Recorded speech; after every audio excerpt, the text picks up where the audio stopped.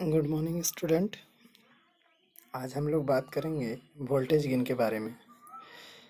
Voltage gain जो कि transistor का आउटपुट वोल्टेज बटा इनपुट वोल्टेज इन दोनों का रेशियो होता है, वो वोल्टेज गेन कहलाएगा। जैसे ट्रांजिस्टर का आउटपुट वोल्टेज कुछ दिया है और इनपुट वोल्टेज दिया है, तो दोनों को डिवाइड करके हम लोग वोल्टेज गेन पा सकते हैं। ट्रांजिस्टर में आउटपुट वोल्टेज तथा इनपुट वोल्टेज के अनुपात को वोल्टेज गेन कहते हैं। इसकी कोई यूनिट नहीं होती। अगर आउटपुट तथा इनपुट वोल्टेज नहीं पता है, सिर्फ बीटा और रेजिस्टेंस का मान पता है, तब वोल्टेज गेन बराबर बीटा गुना आर आउटपुट बटा आर इनपुट। यानी आउटपुट रेजिस्टेंस अगर दिया है और इनपुट रेजिस्टेंस दिया है तो और बीटा भी दिया हुआ है, तो इन सबको इस तरह से कैलकुलेशन करके हम लोग वोल्टेज गेन पा सकते हैं। ठीक उसी प्रकार पावर गेन देखेंगे। ट्रांजिस्टर के लिए आउटपुट पावर तथा इनपुट पावर के अनुपात को पावर गेन कहते हैं। पावर गेन बराबर पी आउटपुट बटा पी इनपुट। यानी आउटपुट वाट में दिया होगा, कोई भी 20 मिलीवाट 15 मिलीवाट कुछ भी दिया होगा, या इनपुट कुछ भी दिया होगा 5 मिलीवाट 15 मिलीवाट एक्सेट्रा। तो इन दोनों को डिवाइड करके हम लोग पावर गेन निकाल सकते हैं। ठीक उसी प्रकार अगर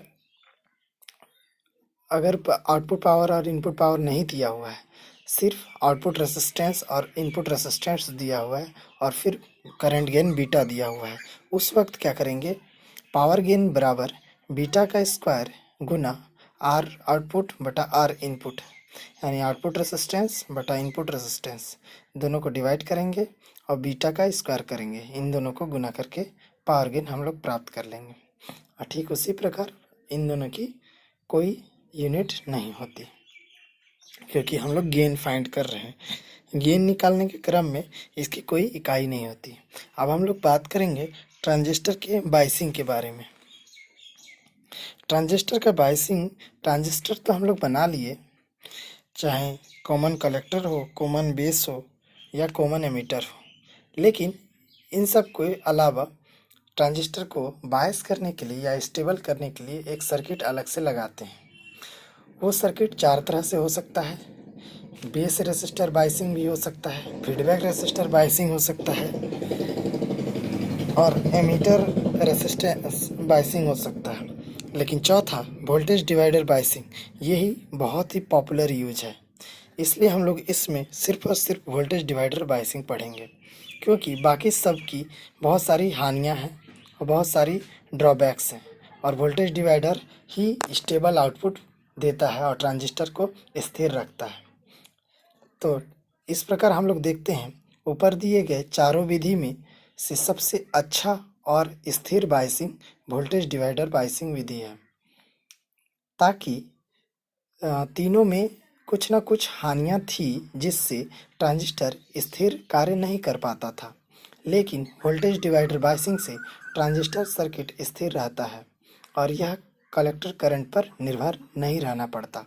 लेकिन इस सर्किट को बनाने में अधिक कंपोनेंट लग जाते हैं। आप देख सकते हैं, हमने रेसिस्टर लिया R1 R2, दो रेसिस्टर लिया, ये डिवाइडर बायसिंग, और एक C1 लिया और एक कॉमन कैपेसिटर एमीटर में दिया, ताकि बाईपास कैपेसिटर लगा सके हम लोग, या फिर जो भी उत्पन्न वोल्टेज होगा वो सारा किधर चला जाएगा, नीचे।